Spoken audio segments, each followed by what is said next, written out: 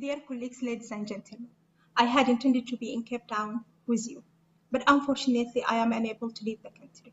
My heart aches as I speak to you today from Sudan. For 3 weeks now, and since April 15, my beloved homeland, Sudan, has been ravaged by a brutal war between the two main military powers, the Sudanese armed forces and the rapid support forces, the very same forces that are meant to protect us.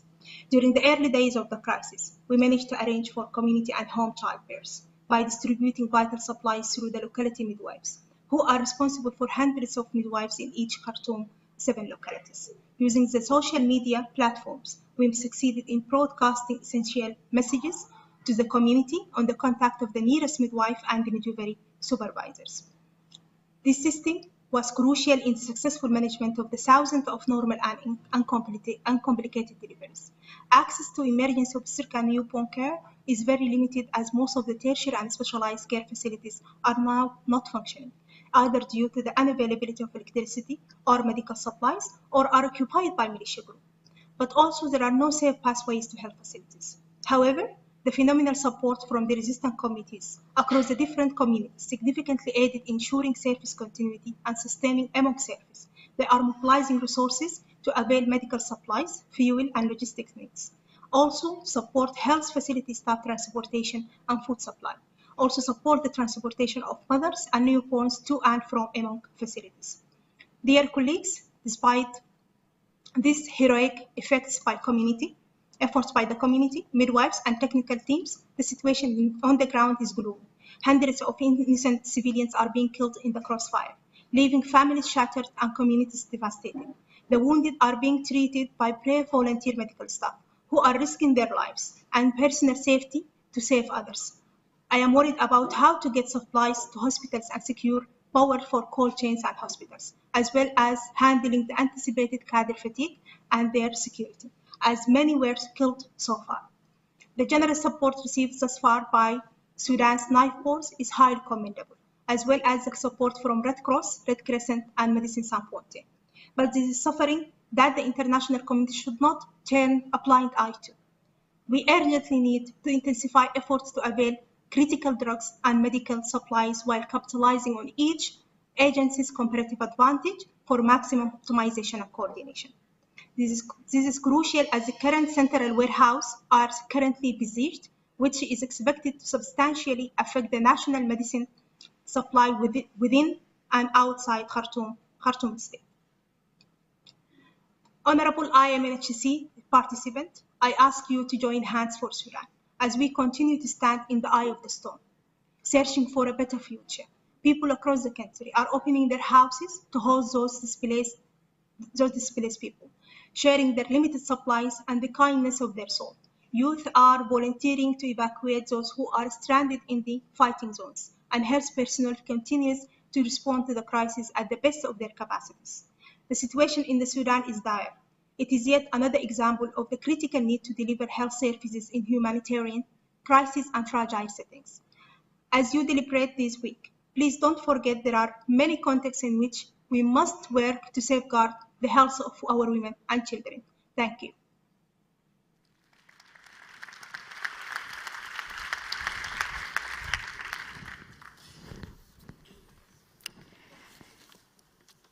So, fighting in Sudan has entered its 27th day today. 27th day. Plumes of smoke, gunfire, children are not sleeping, children are dying, families are being separated. Women are giving birth in the back of trucks, crowded as they try to flee their homes, and everybody is living. All the foreign countries removed their people out of Sudan. But where do the Sudanese people go? They remain in their country. Dahlia has to remain there and take care of her people, take care of the women and children who are remaining behind. The last time I checked, internet was down in Sudan. This session is being live streamed. There are people who are watching us online. I don't know if there's a bit of internet in Sudan. I don't know if Dahlia is watching this, but if she is, I hope she knows that she is supported from here.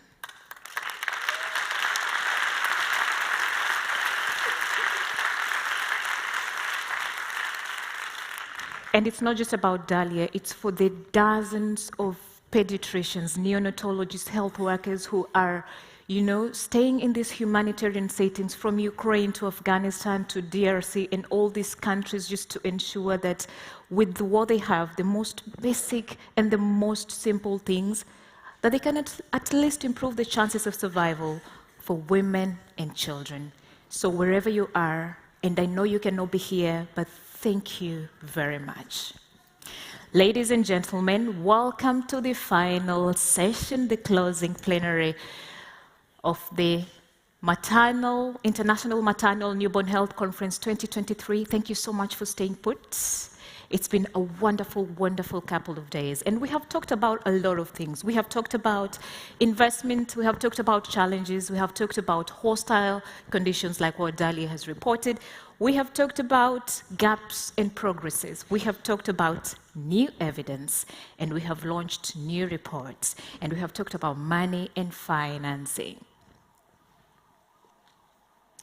And when Queen Dube was opening the plenary the other day, she said we have come to a petrol station, a fuel station. So we've been in the fueling station, right?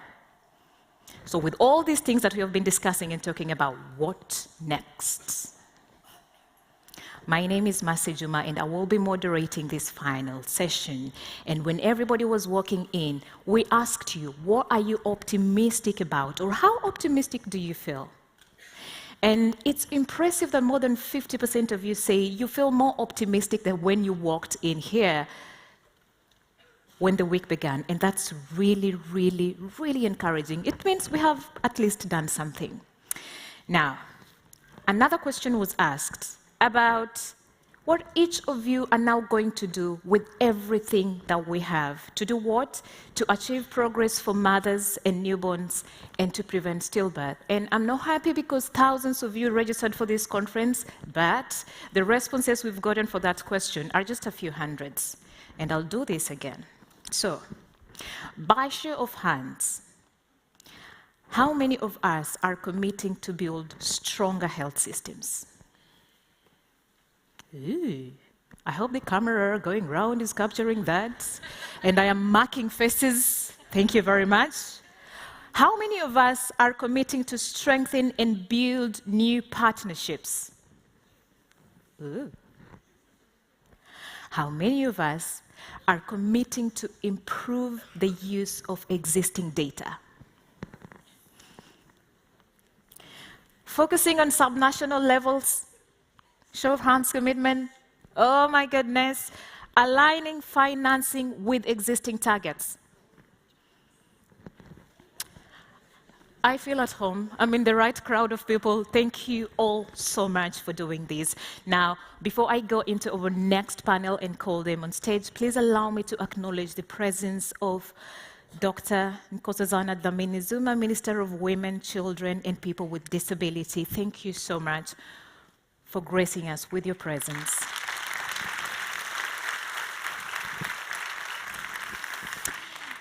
And all people who are from the South African government, the delegation that has been here, thank you for your support and for being here.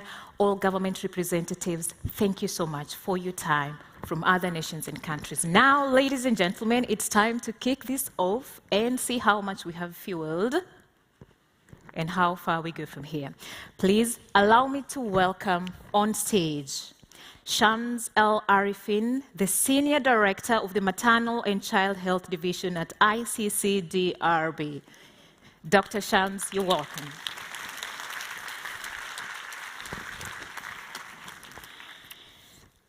Sheikh Fai, Head of the West African Regional Office at APHRC. Welcome on stage, sir. And last but not least, Matron Manu, the Manager National Quality Management Program in Sierra Leone. A round of applause for the lady.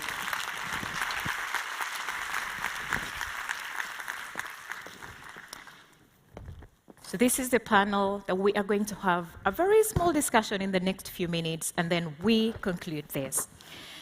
And I will start with you. Fine. We have been doing a lot of name practicing at the backstage. Yes, it comes with the job. All right. Fine. We've been talking about targets all week, right? And the importance of data to know, what our progresses are.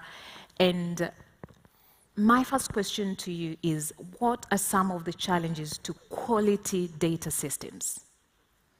Thanks, Mercy. Good evening, everyone. So I think now you got the name and you pronounced it very right. Thanks a lot. So yeah, it's a tough question, not easy. I know a number of colleagues here could definitely answer more. But as we've been discussing over this week, a lot of issues come out around data quality issues. And I think some of the biggest thing maybe I would want to start with has to do with, let me say, the reporting issues, let me say the quality issues around consistency around outliers, around, let me say, quality in general that we get from the routine system. Because one of the things that we do is, since COVID started, we've realized how much useful was our HMIS data, our routine data. But we also realized how many problems, I mean, the issues around that has to do with data quality, that reporting, and all that. Another thing also that comes with that is denominators. Because we do a lot to collect the data, we do a lot to input in the system, but out of which? Out of what? Because we compute coverage indicators, we compute indicators, and sometimes we fail to get the right denominators, and those are obtained through projection, and there are several ways of doing that, and that's not straightforward. Depending on the country, it's not straightforward. I think that's also another one. And another issue also is the issue of disaggregation. More of the time, we limit ourselves into providing estimate and highlight at the national level. Yet the issues really matter at the subnational level, where we don't have the necessary data. So how do we make sure that we disaggregate, we make sure that we get the right figures at district level and other type of level? And maybe one other thing is also the issue of bringing on board more of the private sector data, because some countries have done a lot into, making sure that private sector data are on board into the system and are reported properly. But in some others, there are quite a lot to do into making sure that the private sector data are well captured and the real situation is really estimated properly. So, and lastly, probably the issue of capacities. Because for you to do all these things, it comes with capacity. And what we realize is capacity is not everywhere in all the countries. They need to be supported. Supporting them meaning that having the real analysts along the Ministry of Health people, the government people, but also putting them together with academia.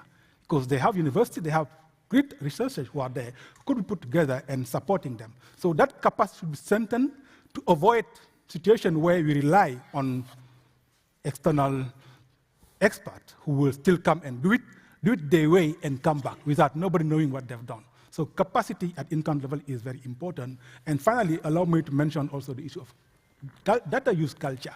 Because one thing is to invest into data, one thing is to invest into make sure the estimates are good, but another is to make sure the data are useful and are used. And there we are facing a lot of issues.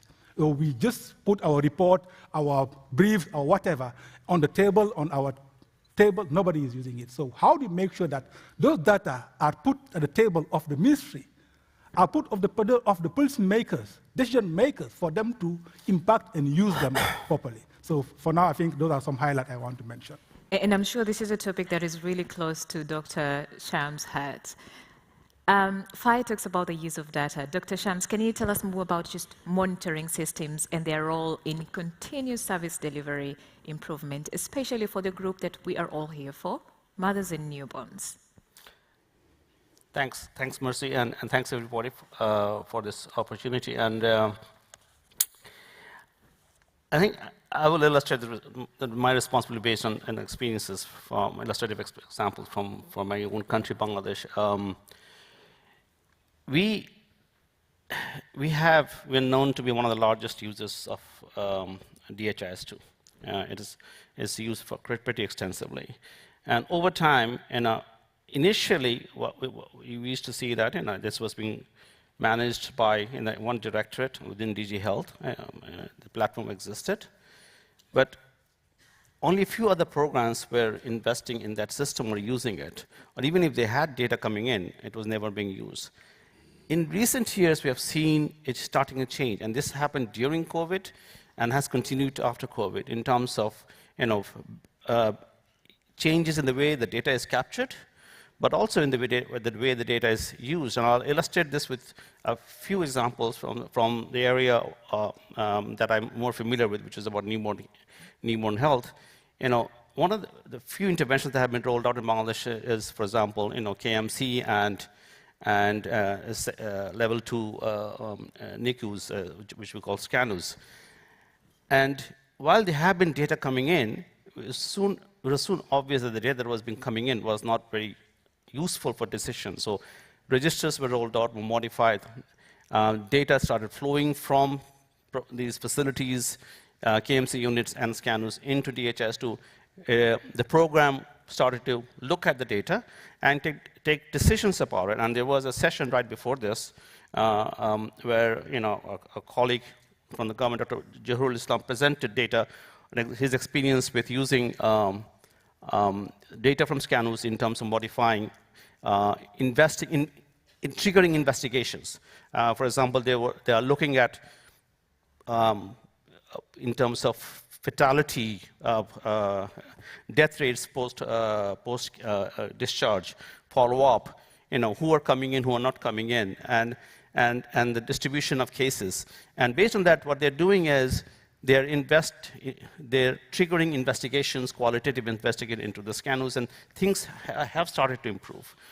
Same with KMC units, and I think it was realized that there seems to be a disjunct between number of inborn babies in the facility where there was a KMC and the number of babies that were coming into KMC, again, triggering a response. So I think that these kind of examples are very positive, and I think what is happening is the programs are learning how to better use the data and make decisions about it. What is not happening as well is at the local level.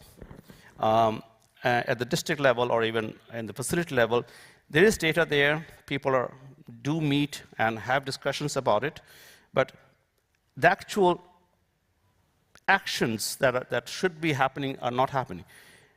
And it's not clear exactly why that doesn't happen. Is it because they don't feel empowered to make decisions? Or is it that it's just a bit too difficult to make those decisions? And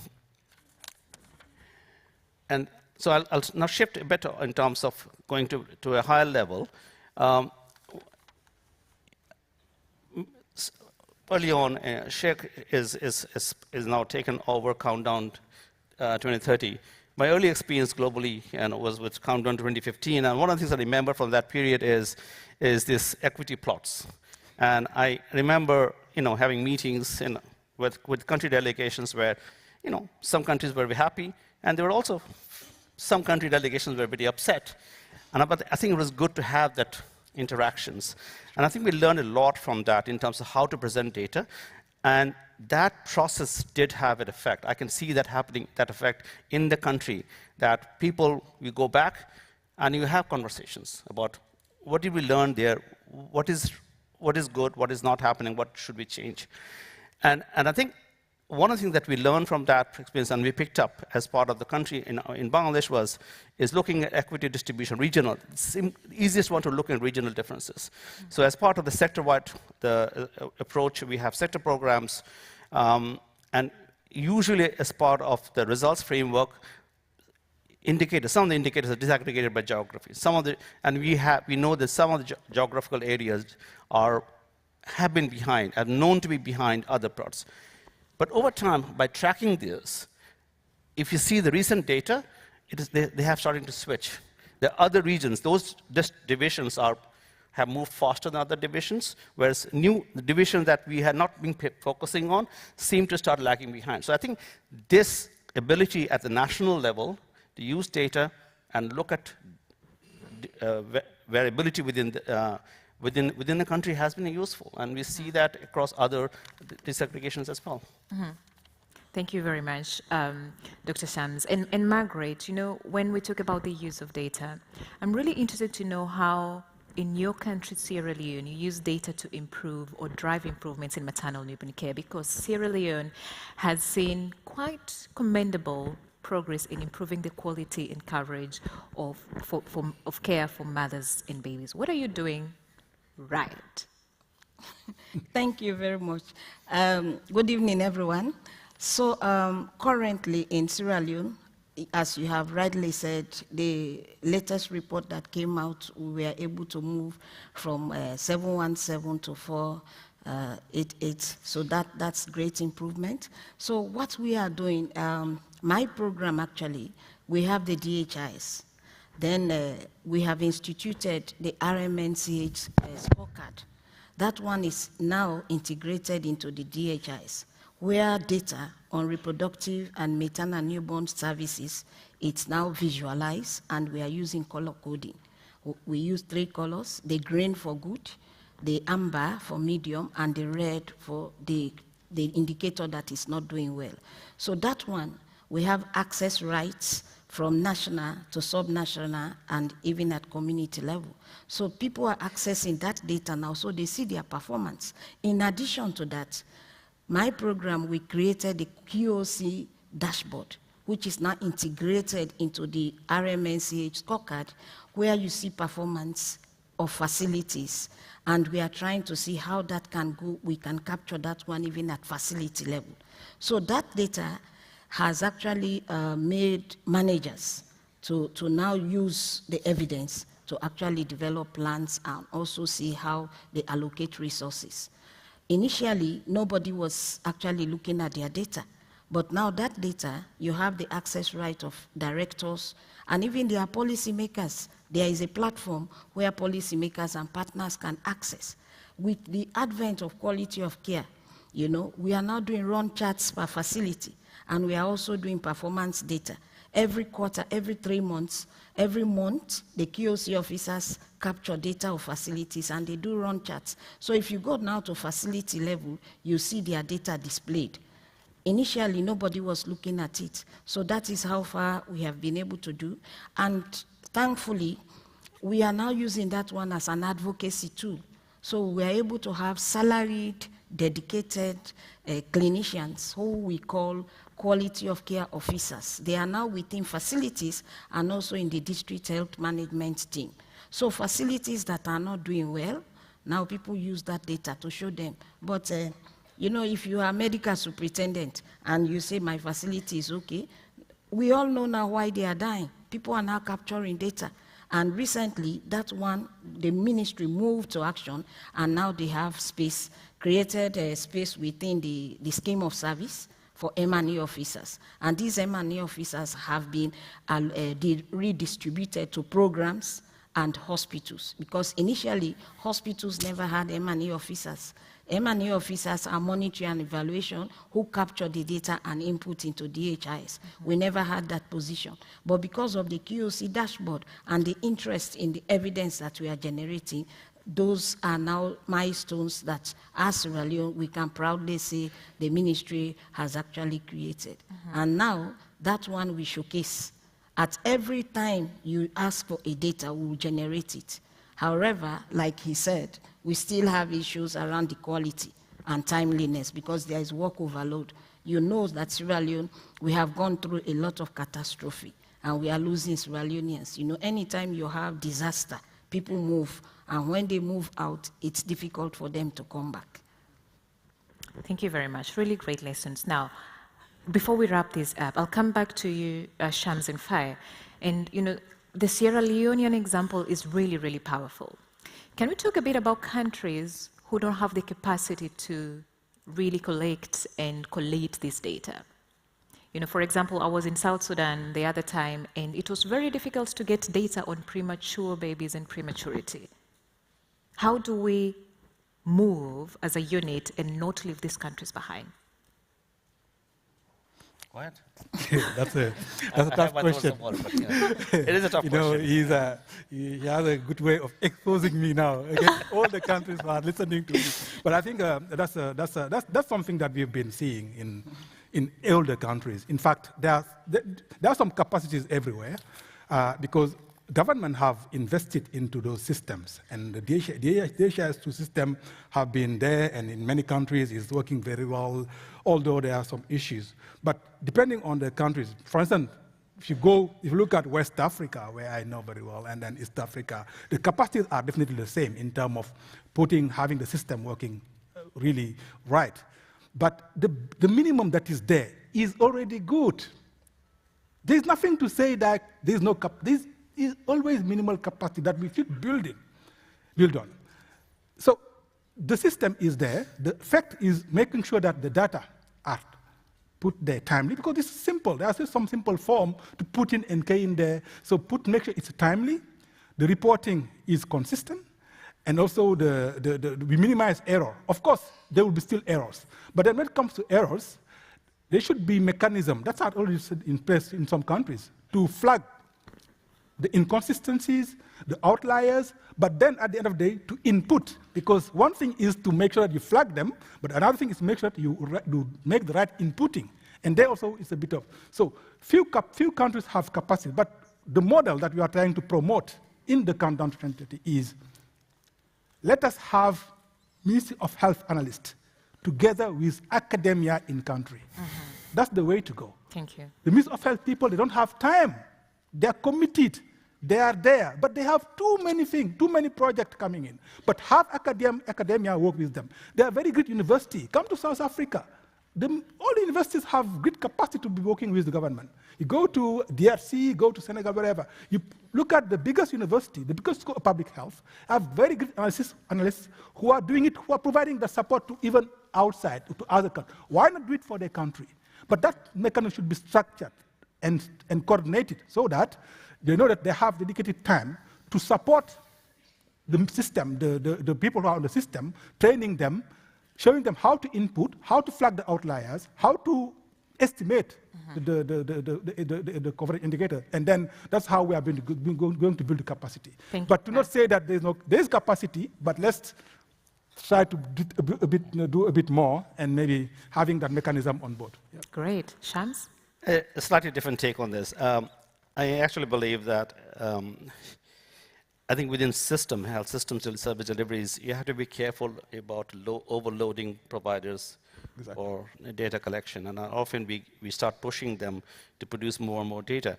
And where I get very upset about is that this phrasing, data collection versus data capturing. And I think for service delivery, service data, I think we should be moving towards capturing transaction data through the transaction instead of having a separate effort to collect this data and asking workers to spend time on collating everything. I think the issue here is, I agree with Sheikh, I don't believe countries don't have capacity. I think the issue is keeping these data systems as simple as possible. It has to, it has to serve the needs of that particular provider.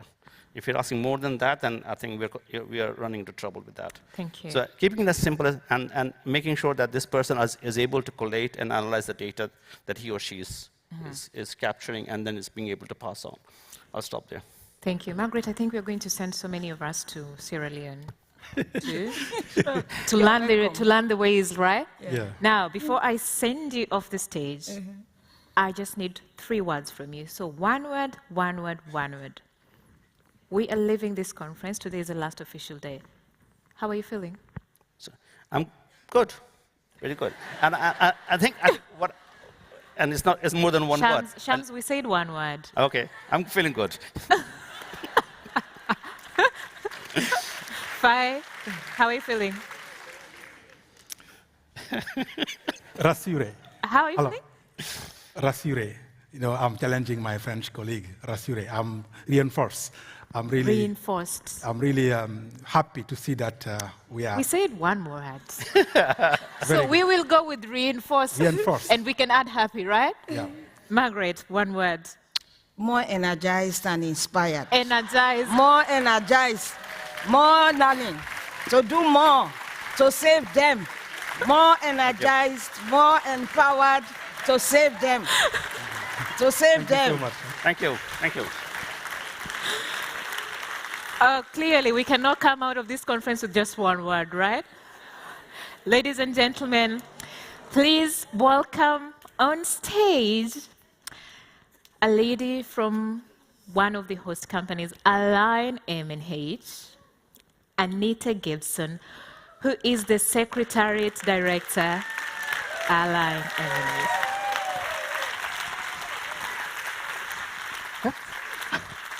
Thank you. Thanks, Mercy. I started walking up here with notes, and then I just thought, no, we'll do this from the heart.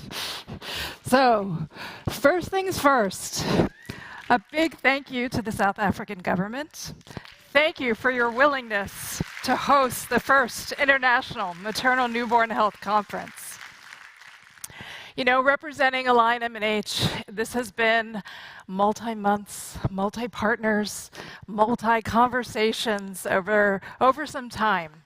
And what's been very interesting for me as part of the planning process is the planning in and of itself has really represented an effort in aligning together, accelerating together, saving lives together.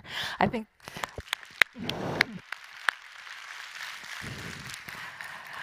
the conversations with all of you have really kind of reinforced for me that the planning in and of itself for me represents that it's really not a moment. It's exactly. And what this week represents for me is that there's such power in coming together. And so it really reinforced that we landed on the right branding for this conference, that together, I could feel it this week. And so with that, I just wanted to make sure that we kind of did some thank yous, because I think there are just so many of you to thank, and I think that for me, just kind of thank yous aren't enough, but I do think we do want to recognize each other in different ways. So just wanted to take a moment to first say a big thank you to the country delegations that are here. If you're here with a country delegation, raise your hand. Let's see the country delegations. So I hope everyone knows that all of the country delegations that are here, they had to submit an expression of interest. They had to tell us why they wanted to come, why they wanted to engage, what were the issues in their countries, what did they seek to really gain from this experience. So thank you for preparing to come, for being motivated to come, for engaging this week. Thank you. Who's out there who presented or moderated this week? Raise your hands. So many hands. Thank you. Thank you for, I know some of you had to really quick and finalize your research results and your write-up, but thank you for doing that. And thank you for sharing and for engaging and wanting to share your learning with everyone. I also have to give a special thank you. I mentioned the many, many months of planning and all of the partners that have been engaged. We had several planning committees that we put in place to prepare for the conference. So if you were part of a planning committee, let me see. How many of you in the audience have been part of any of our planning committees? I see several hands going up. I think some of you probably didn't realize what you were signing up for, but thank you. And for those of you that maybe, I don't know, I feel like I saw most hands go up, but if I didn't see your hand go up, I still wanted to say thank you because you showed up.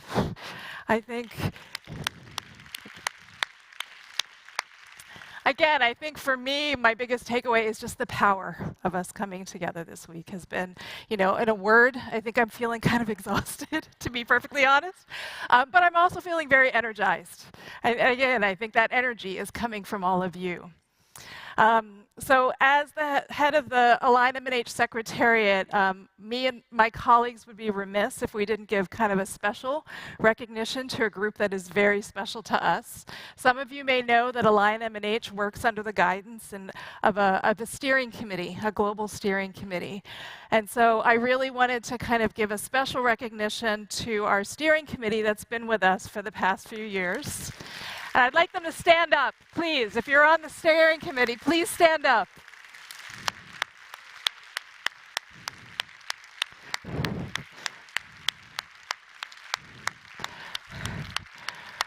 So this group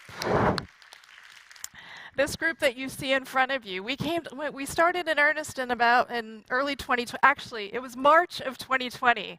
What happened in March of 2020?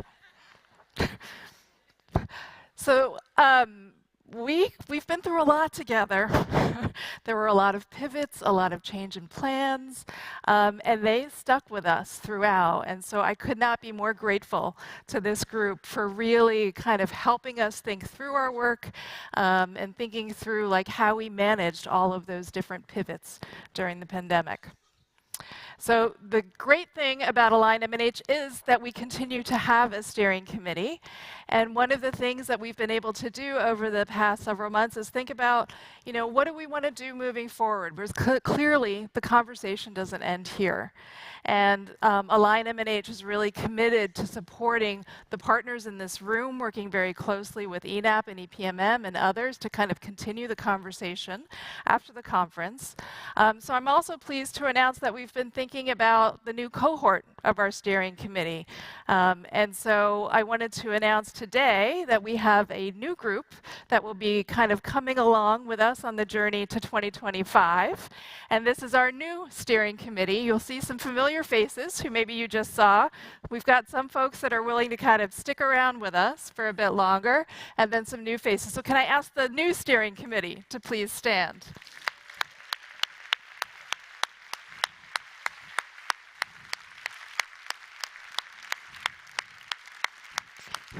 So I'm very excited to be working with this group over the coming weeks, but existing steering committee, don't go so far, because I'm not going to completely let you go.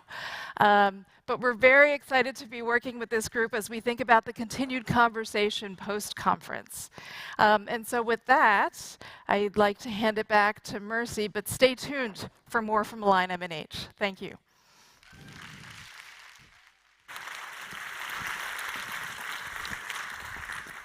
Thank you, Anita, and congratulations to the new team. I don't envy you because the task ahead is enormous, right? I mean, they have to work on all that we have discussed here and really push everyone to ensure that we get better results when we converge again in 2025. So all the best with the sleepless nights. It will pay. All right, ladies and gentlemen, please allow me to welcome Anshu Banerjee from the WHO and Queen Dube again, the Chief of Health Malawi, to just do a recap of the week and also tell us about the 2025 conference, because yes, we are starting today, not tomorrow. Thank you very much, Mercy. And first of all, I'd like to take a little bit the temperature in the room, because we'd like to know how successful this conference was. And I'd like to hear that. And I'm going to ask you to scream from 1 to 10. And I must tell you, I'm a bit hard of hearing, so anything less than 100 decibel, I won't hear. So, how successful was this conference? I didn't hear that.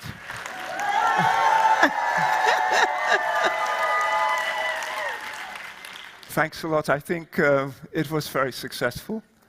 And on behalf of the Align MNH Steering Committee, on behalf of the 6 core partners, the Bill and Melinda Gates Foundation, USAID, the World Bank, UNICEF, UNFPA, WHO, on behalf of the 30 country delegations that have been able to come, and on behalf of 1,800 people who attended this conference, I'd like to thank the government of South Africa for making this conference possible.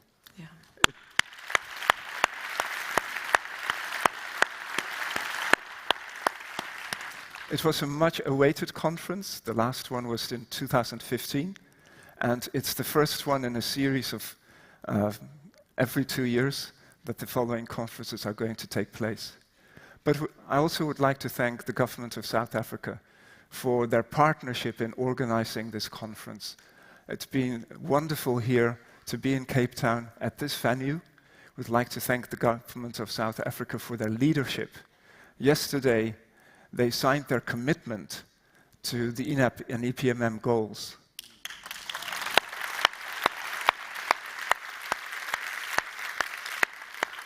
And we would like to thank the government of South Africa for being here throughout the conference.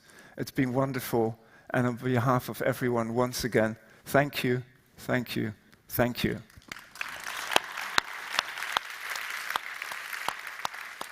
But as steering committee members also, we would really like to thank the Secretariat for all the support that they have provided. They've done a wonderful job. Thank you very much.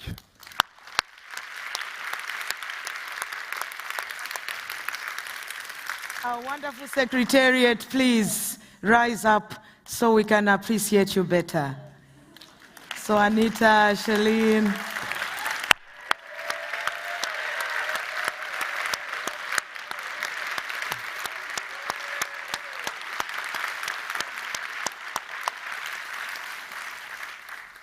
Thank you. They made our lives as co-chairs and steering committee members much, much, much easier. So a very big thank you. You needed a very big bouquet of flowers. You get that from our hearts. We have a difficult task to summarize this amazing conference in 2 minutes. We started on Monday with pre-conference sessions. We had planned for 800 people. We were pleasantly surprised that over 1,300 turned up on Monday. And that gave us the energy that truly this is that moment that will give birth to a movement. And on Tuesday, we started with a bang. All we wanted to push on Tuesday was for us to remember, even as we leave this place, that it is about the mothers with their newborns and their families. And that's why treasure featured so highly on that Tuesday morning. You might forget about the crazy figures, but don't forget the face of treasure, that it is about the mothers, their newborns, and their families. We went ahead and looked at what is it that we've done really well. And we were reminded that we still have 4.3 million mothers, newborns, dying every year together with our stillbirths. That's a population of Botswana and Namibia combined, wiped out in a year. We were reminded again on Tuesday afternoon that prior to 2015, on the maternal and newborn agenda, we're making progress.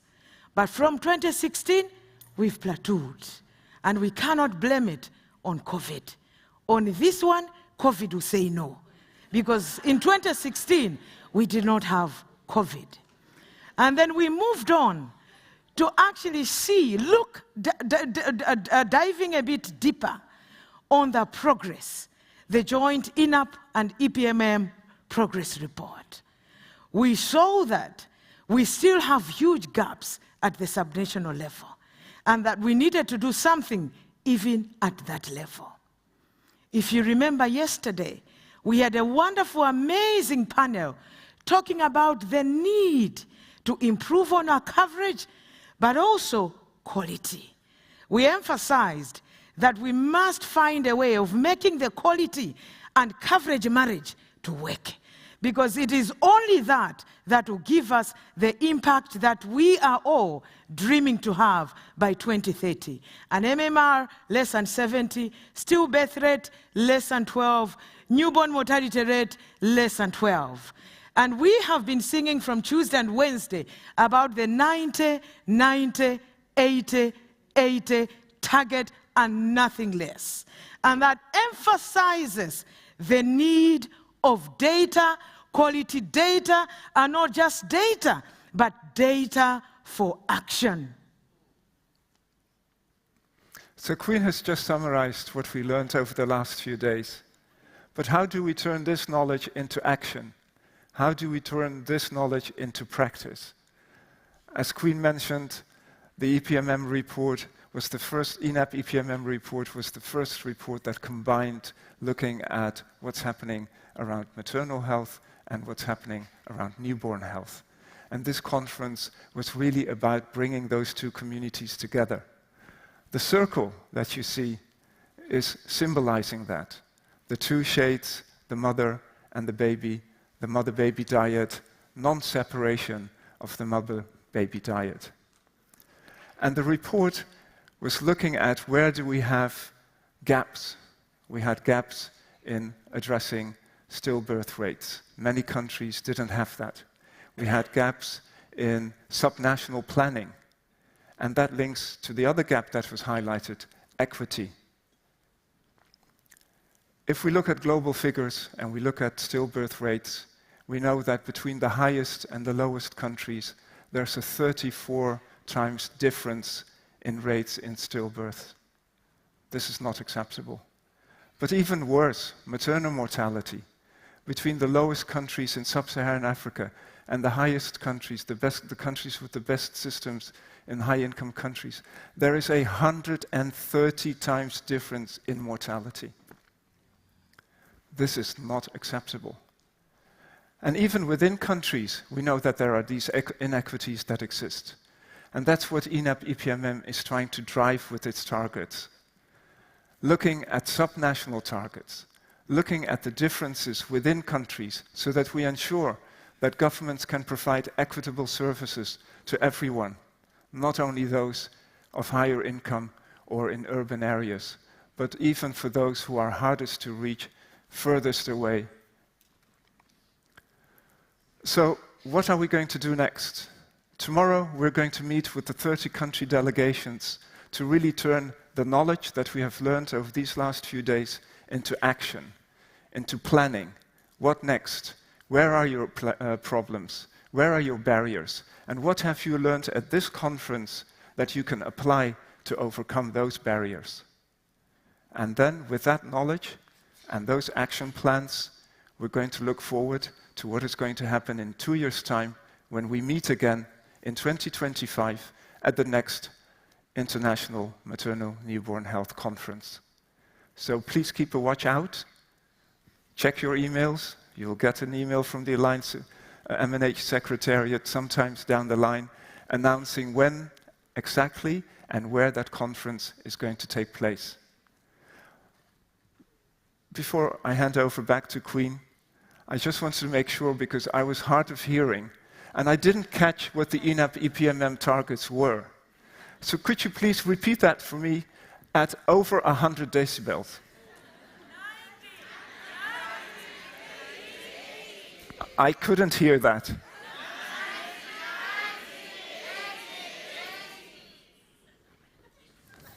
Thank you.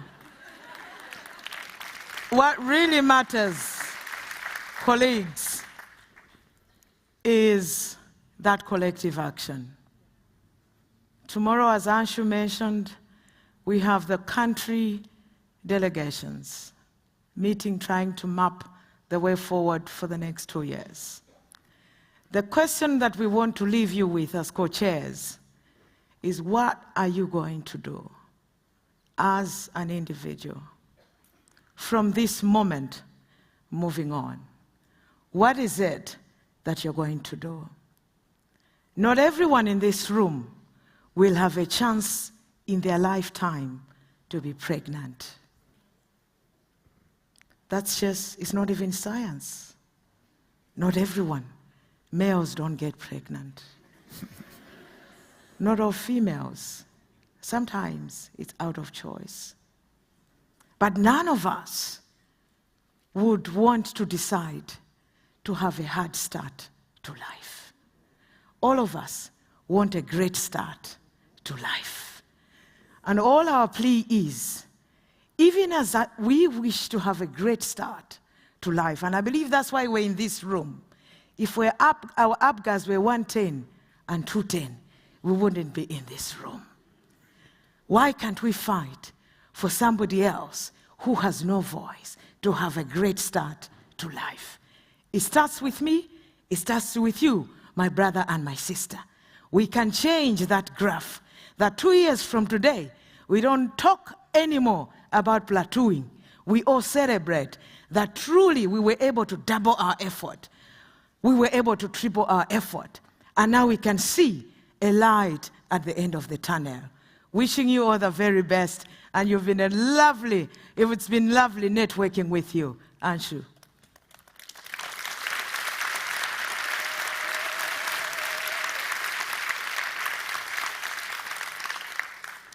Yesterday evening, the Deputy Minister and the MEC signed the commitment of South Africa, showing their leadership.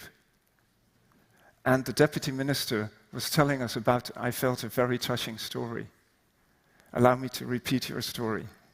When he was talking about, many years ago, a meeting at the African Union, and there was an agenda item, a 2-day meeting and an agenda item on maternal child health. And one of the presidents stood up and said, can we move that agenda item to the 2nd day, because I won't be there tomorrow.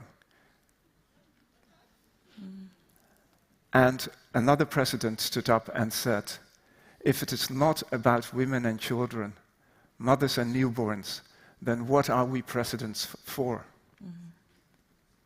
I think that is what this meeting was about.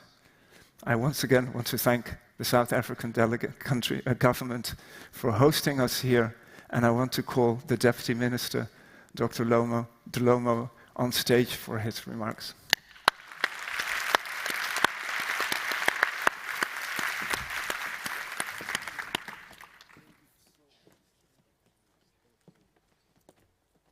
Thank you so much for those very motivational speeches from both Dr. Queen and Anshu. I didn't know that Queen, among other things, she's also a motivator, a preacher, and you know, you can just something be.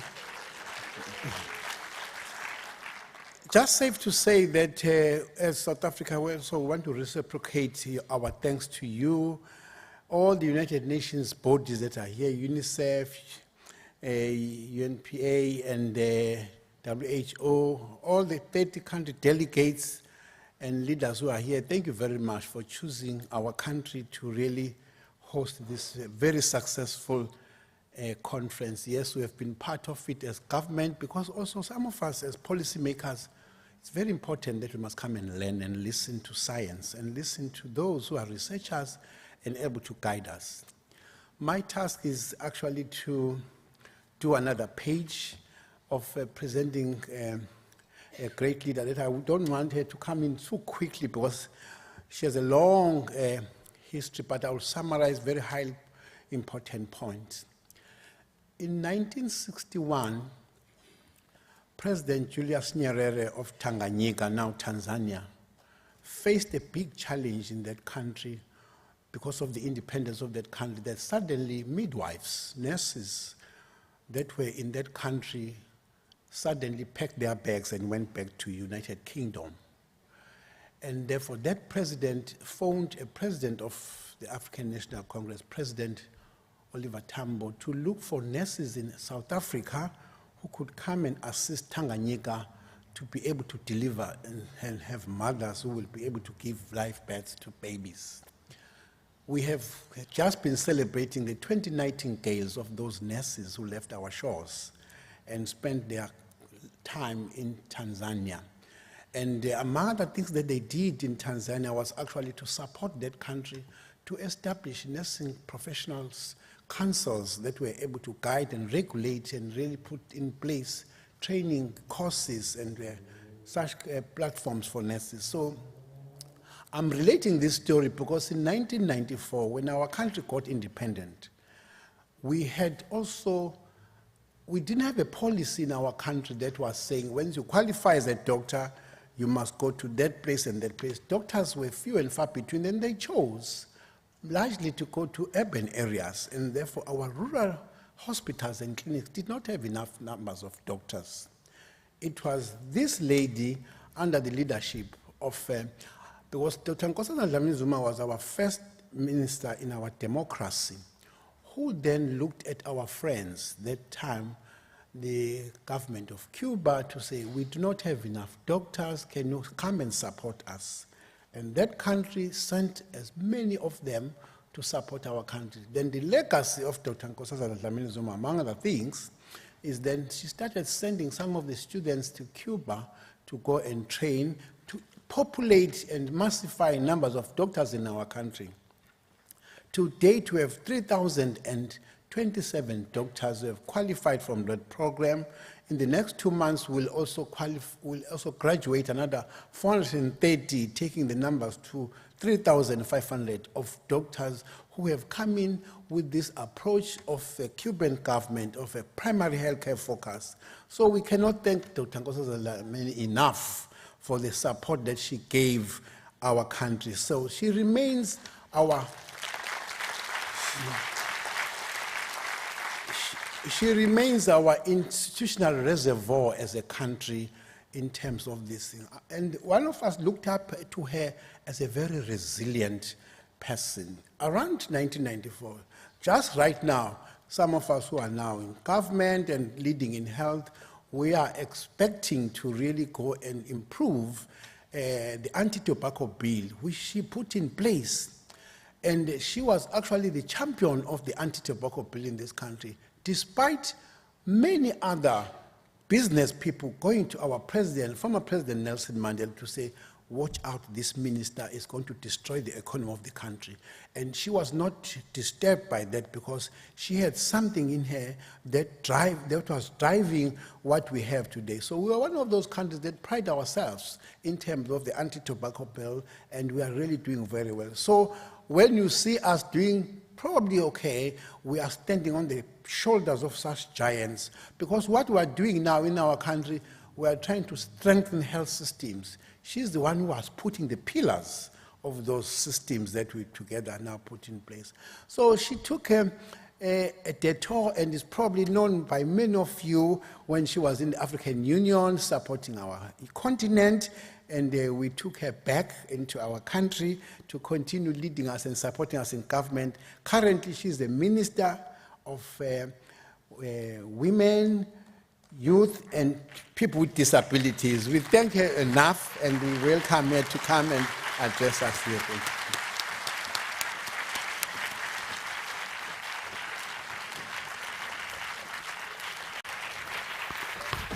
Thank you. Thank you.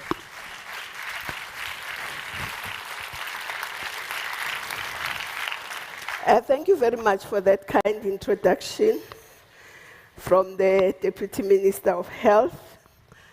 And I see the MEC of Health of this province is here as well. And greetings to the co-chairs, the steering committee, organizing committee, and to all the participants, the ministers who are here. A very good evening to all of you. Let me express my appreciation for your kind invitation. I attended a few sessions yesterday and today, and I also feel very inspired, as you have been saying. So, and I also feel very honored and humbled to be asked to close this conference with an interesting theme of aligning together, accelerating together, and saving lives together.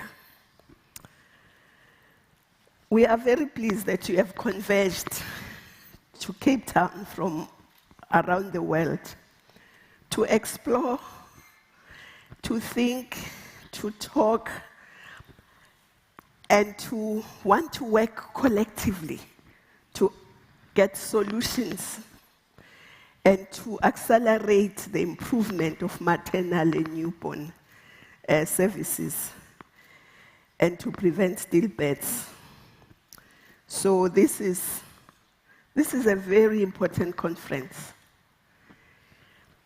And as we close this conference, we ought to ask ourselves the following questions. What did we know about the state of maternal health when we came, and newborns?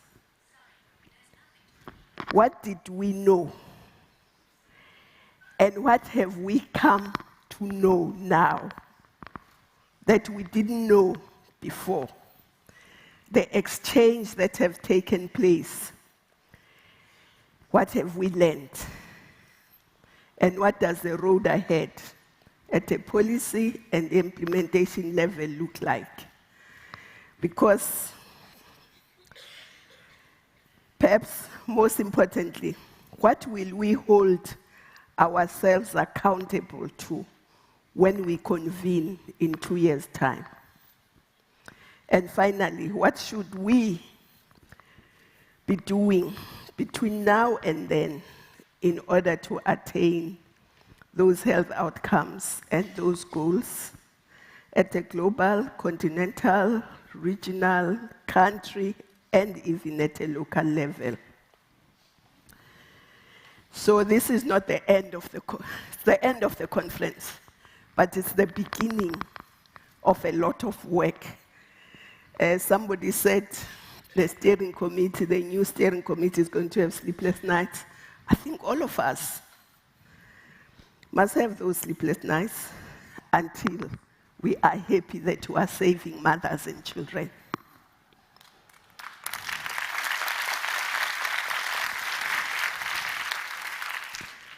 And of course, this is a global platform of stakeholders seeking solutions to our collective challenge. I want to begin by painting a picture at a macro level.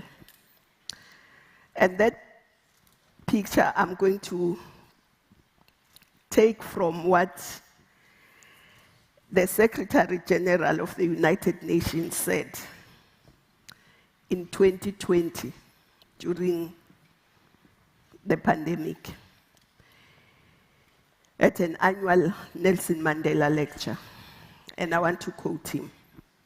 COVID-19 has been likened to an X-ray revealing fractures in the fragile skeleton of the societies we have built. It is exposing fallacies and falsehoods everywhere. The lie that free markets can deliver healthcare to all.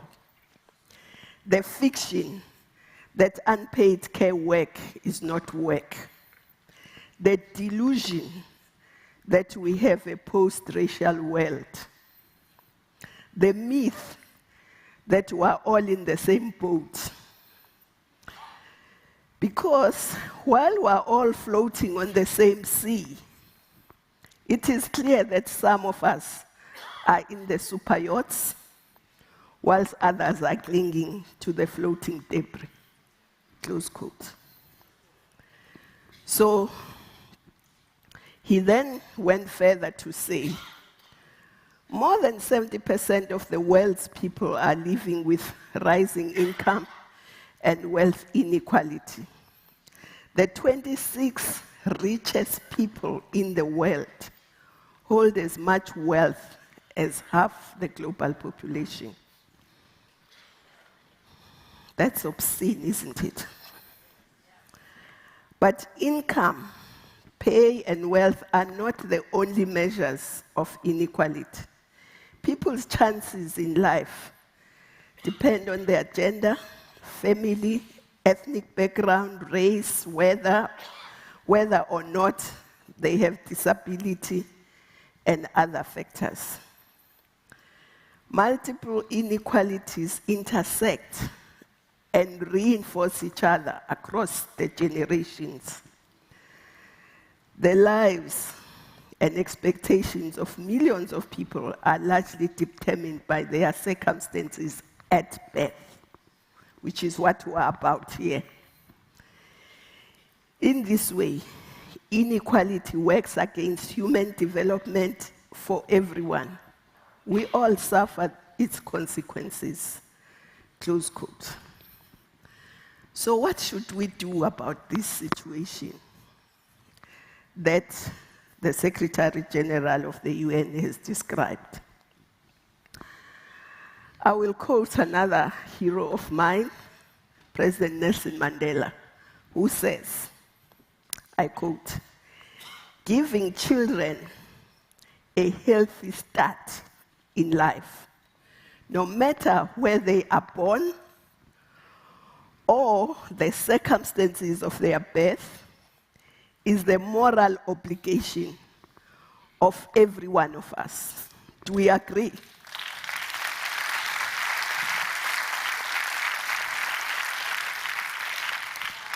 Because those children who die, they would have been productive members of societies, and by preventing these deaths, we would not only save the lives of children, but we would also help strengthen communities and contribute to the development of strong and prosperous nations, close quote. So giving children a head start should begin with their mothers.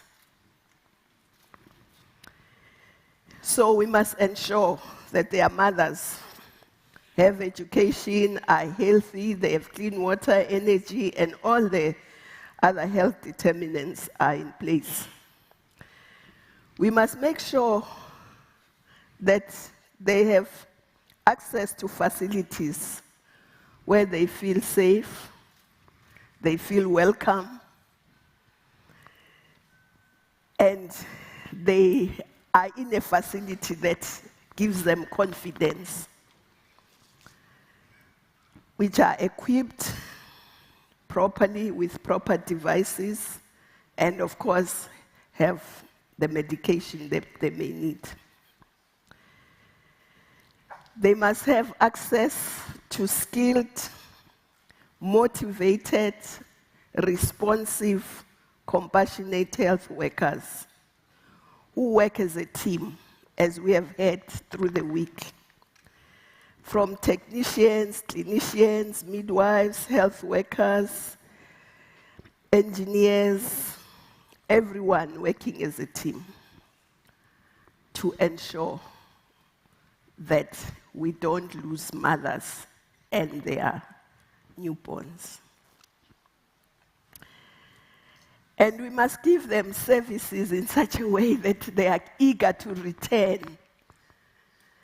We had in one session that in one country, women were saying, no, I won't go to that facility, even if there is a threat of a stillbirth, but I won't go to that facility.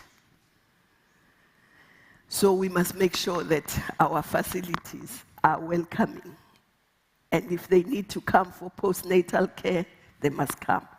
They must feel that they should be going there. It must be facilities that give them confidence that they will leave this facility if they are coming to deliver alive with a live baby. And of course, the attitude of health workers is critical to all this. And I was happy I attended one session where we're discussing about how to motivate, how to mentor, how to coach health workers so that they are not left alone. They are always feeling that people are paying attention to them and they have other people that they can rely on. So, but of course we live in a digital age. So I think we must also invest in our systems. We must invest in digital technologies. But having said that, we must also take caution.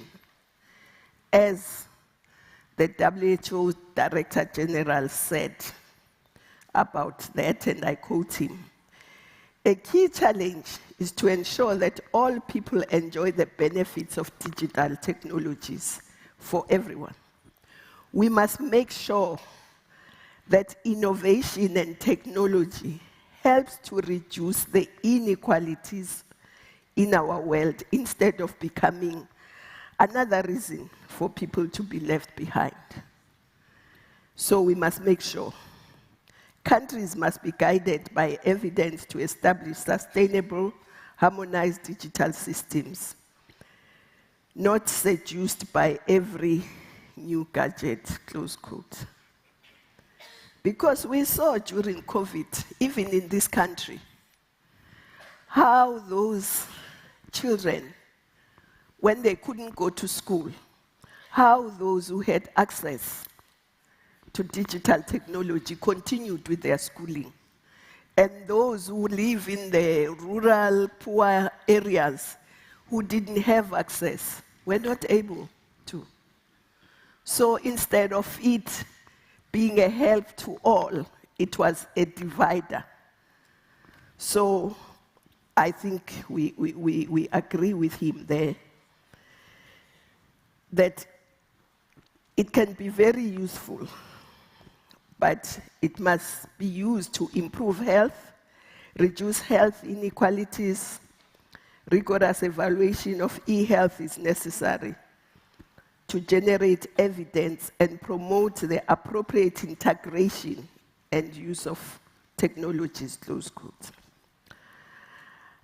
I think it is possible for all of us to deliver excellent health services and reduce maternal and neonatal deaths, irrespective of GDP. And I'm sure you think I'm crazy. That is possible if you put people at the center of your development agenda.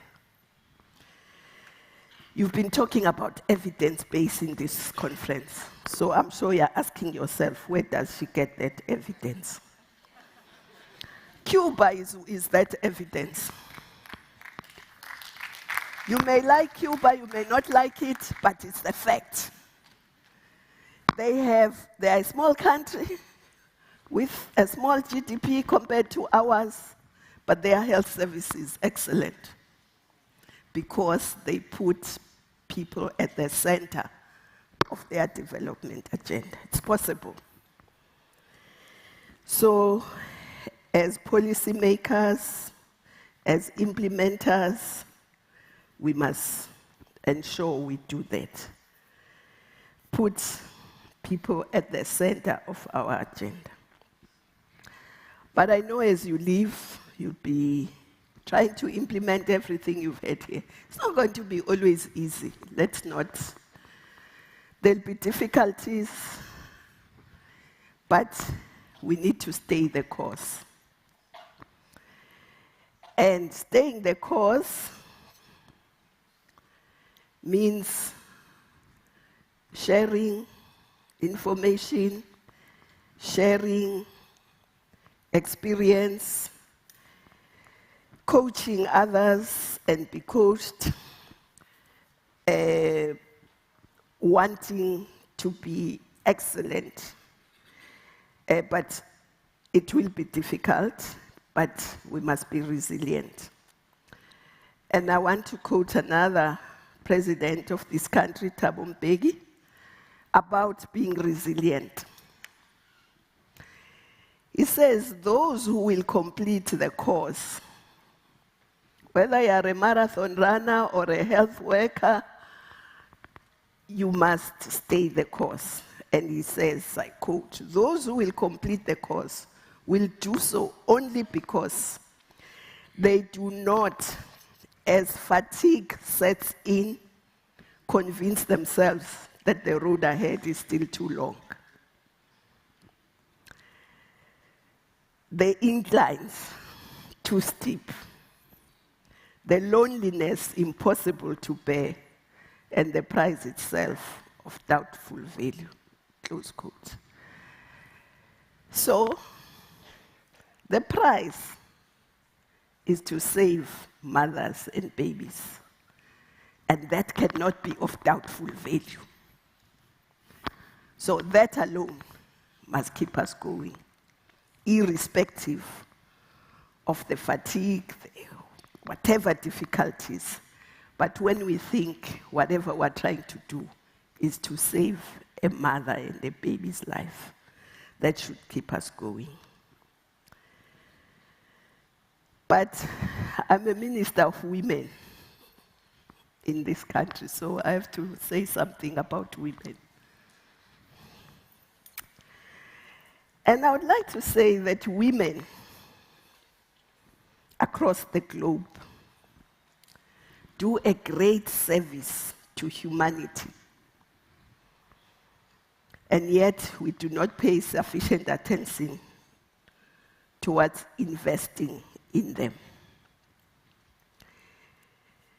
In reality, women and children should have the first call on our resources in every country. Because women are the ones who ensure the continuation of the human race. If we went on strike, the human race would be extinct.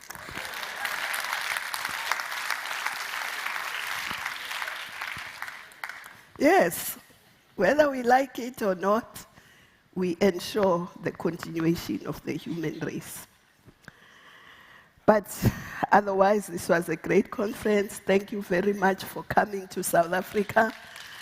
And safe journey back home, and the hard work starts, and we'll see what you hold yourself accountable to in 2 years' time. Thank you.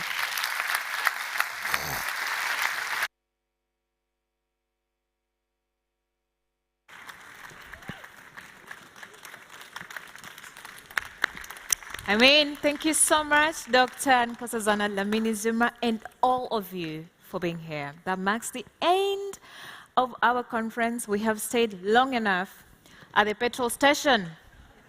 We have enough fuel, everyone. We have enough fuel. We know what we need to do. Let's go and do that. Clean the cobwebs, do the work. See you all in 2025 with different results. But as we check out, some entertainment from the Vibes Marimba Band. And you are free to walk out. You are free to walk out. I know there's still a lot going on outside this auditorium, so you are free to walk out, unless you feel like you really want to dance. Okay, then sit down. Let's sit down then. If you want to dance, sit down. Those who are in a hurry, please feel free to leave. But if you want to dance, sit down.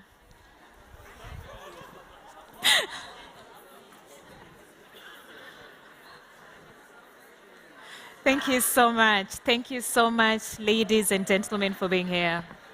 Thank you very much. The Vibes Marimba Band. The Vibes Marimba Band, the stage is yours.